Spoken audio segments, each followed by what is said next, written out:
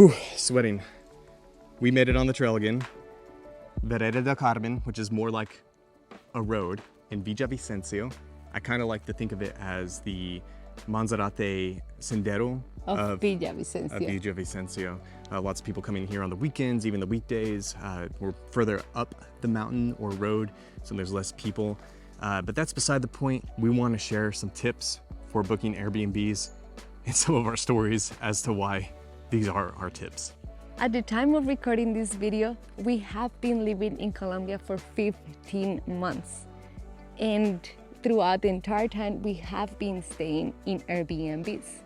The reason why we have been doing this is because at this moment of our lives, we value geographic mobility. We want to explore different cities and different towns in Colombia, and Airbnb is our preferred way to do this. We also prefer to stay in a town or a city for a month or two at a time to have enough time to explore that city, that place, and really get to know. Yeah, get to know it. Get to actually know what is local life like. What is it like to actually live there? And just relax, because the packing process and just moving constantly, it gives us a chance to actually not have to like pack our bags again and again and again. Yes, yeah. And we can do like what's called slow traveling. In a cost perspective, this is a viable option for us. One, because if you book an entire month or more in an Airbnb, you get a discount that's usually 20 or 25% of the cost.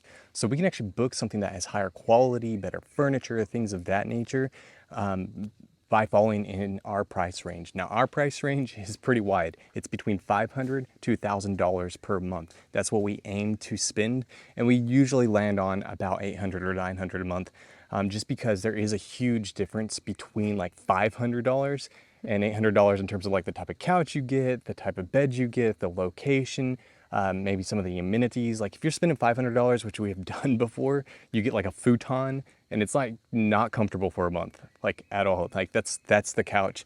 But with $300 more, you do get a much better couch. And keep these things in mind, that compared to what we were paying in Dallas, Texas, $1,300 a month, this is very cost effective. We're not paying for the furniture. We're not paying for the internet. We're not paying for the utilities. Any utilities. And sometimes it comes with these additional amenities, such as like a Turkish bath or a pool that's really nice with a huge, like this amazing view, multiple bedrooms within that price range. So the cost in terms of like all these other goals we've got going on in our life, like we are actually saving money by keeping our US jobs, working remote, and deciding to just bounce around Colombia for a while. In the process of living in Airbnbs for 15 months, we have learned to ask these 3 specific questions, even if the answer is very obvious within the listing.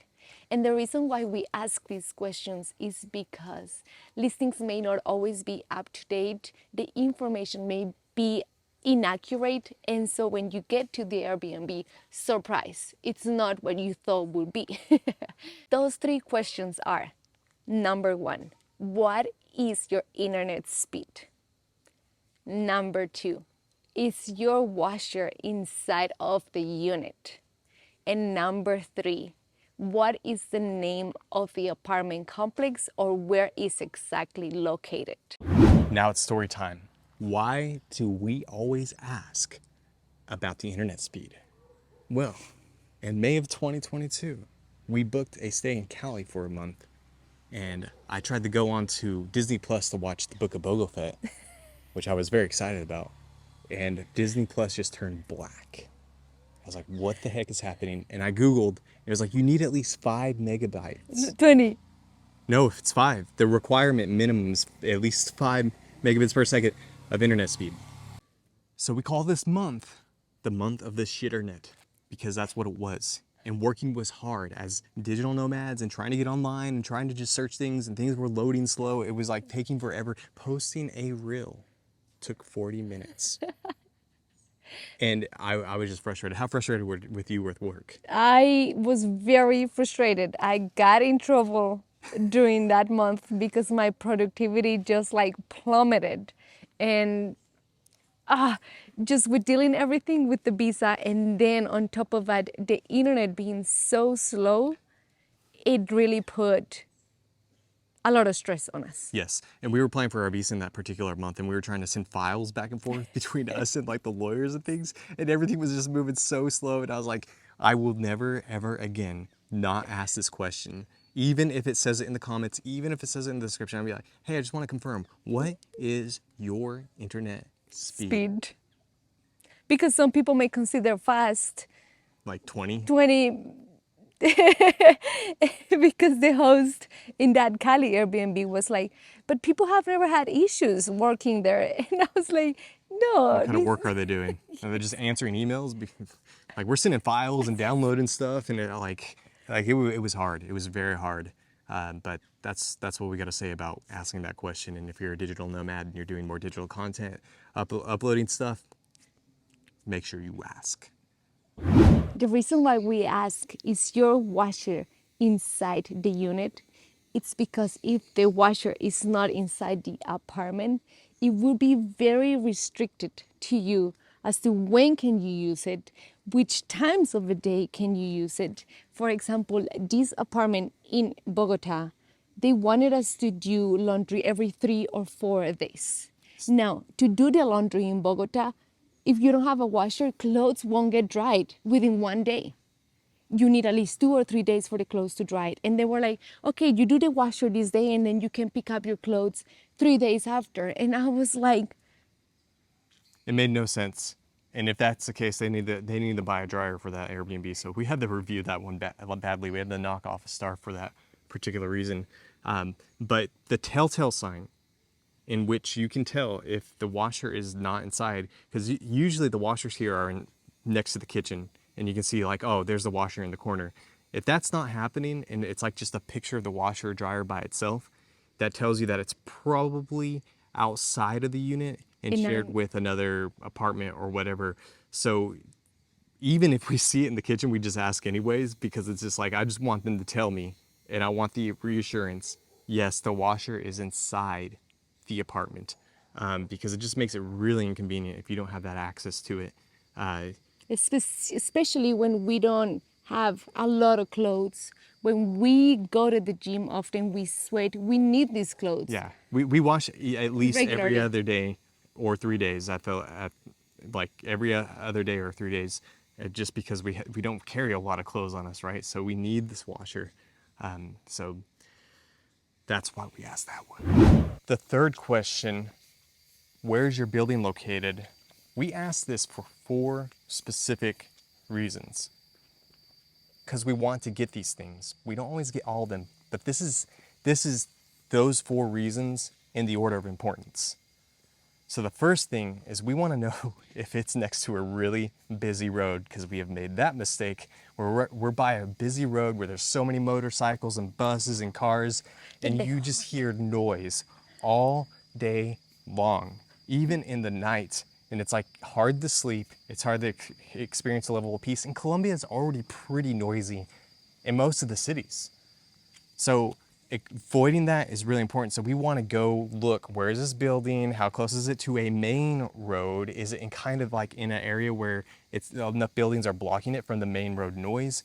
That is so important to us maintaining our level of quiet that we can accomplish here and level of peace. The second reason why we ask, where is your building located, is because we want to make sure we are walking distance from a grocery store. We go to the grocery store every other day or every 3 days to go get something. We cook at home a lot and we just run out of things and we need to go get them. So we have to make sure that it's a quick walk and it's a safe walk. The third reason why we ask where's the building located is because we want to be as close as possible to a body tech as well, along with a grocery store. Sometimes they're in the same location, sometimes not.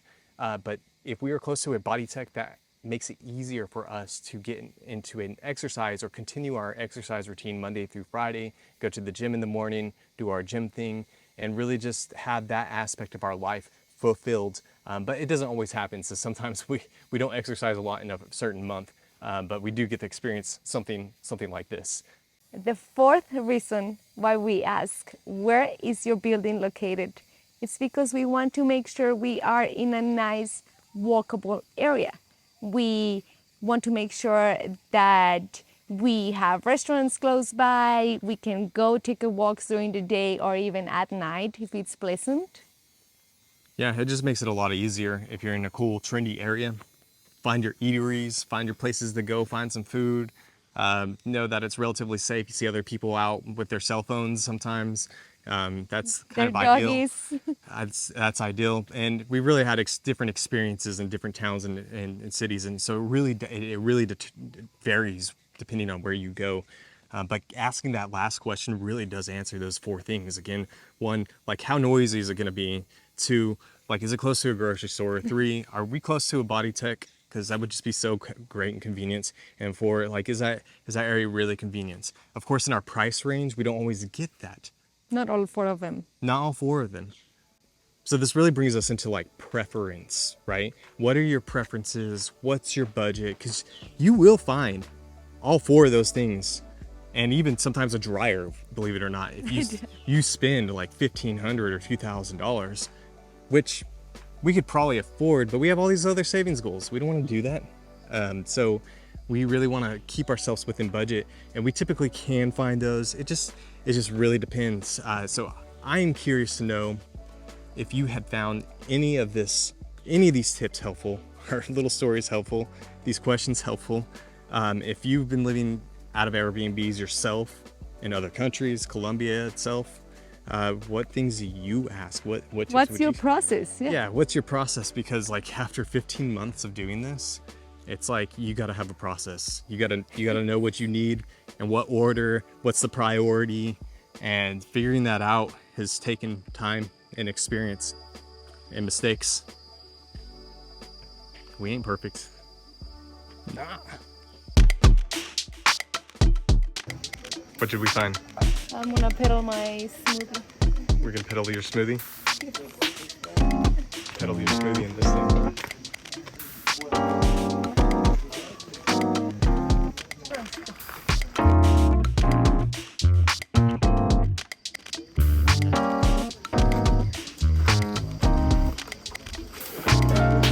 Yeah, put a hand over it.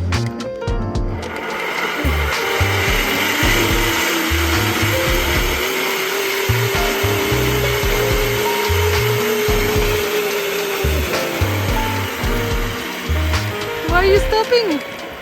That's all I need, right? Yes.